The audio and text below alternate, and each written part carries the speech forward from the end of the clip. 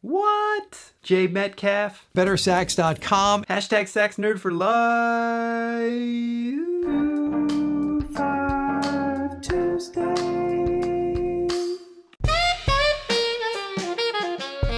Hey everybody, Chris G here, Positively Progressing. Thank you so much for tuning in and for your continued watching habits. My guest this week does not need an introduction, none other than Mr. Jay Metcalf from BetterSax.com. If you haven't checked out Jay's channel here on YouTube, BetterSax, he has a massive following. His videos are educational, they're easy to follow, and they are super well made, very, very professional.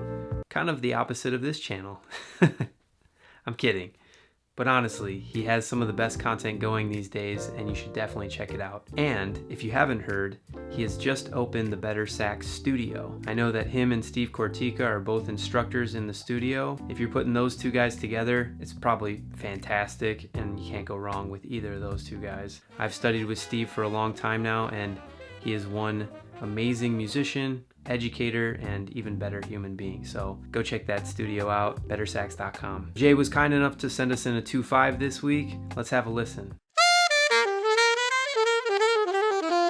Woo! Nice line, Jay. So before I break this line down, I want to go over a couple things that I heard. Other than him having a really nice sound and tone on alto, I'm hearing that this line is clearly spelling out a major 2-5.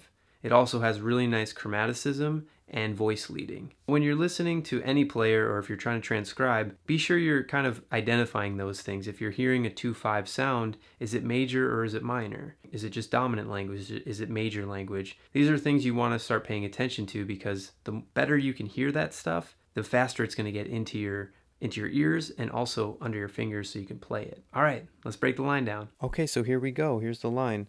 So as I said just before, this is a really, really nice line because it literally spells out a major 2-5 in a really clear way, and it's really great bebop language. It's got great voice leading that you'll see in a second here, and some chromaticism. So here we go. So the first thing he does is he's spelling out a minor arpeggio, starting from the 7, going down, 7, 5, 3, 1.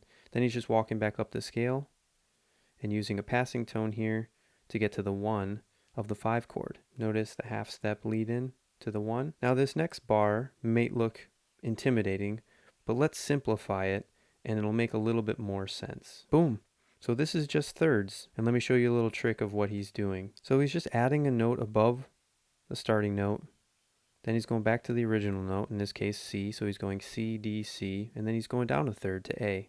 Same thing with the B flat to C, back to B flat, then down a third to the G, and he just continues that pattern all the way down until he leads into the final bar. So now that you saw this simplified, you can understand where this line's coming from. Now theoretically, so you know about it, he is making an enclosure each time here. This is an enclosure, this is an enclosure, those are all enclosures, which is really, really good to hear, really good for you to hear, that you hear these enclosures, because this is what creates bebop language. Enclosures, passing tones, chromaticism, all those things kind of go into bebop playing and be able to hear that stuff. So it's really important you play this stuff slow and you sing it. Make sure you sing it slow too. So ba da da do, ba da da do. Thank you, good night. That's all the singing I'll do. So be sure to sing this stuff, play it really slowly, and really get it into your ears. I cannot express how important it is for you to play it slow enough for your ears and your brain to really process it.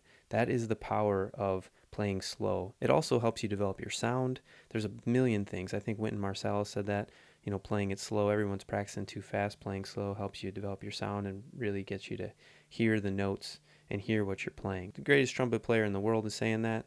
There's some validity to it. All right, so going to the end of the line, you can see another half-step resolution right there from the E to the F. And then he just ends here with 1-5, which is a great bebop ending or great ending for any kind of music. All right, that's it. See you in a sec. So that's it. Thanks again, Jay, for sending the line in. Go check out bettersax.com. Go check out that studio he's got started up with Steve Cortica. If you enjoyed the video, please give it a thumbs up. Thank you again for tuning in. And just remember, always positive, always progressing. Later.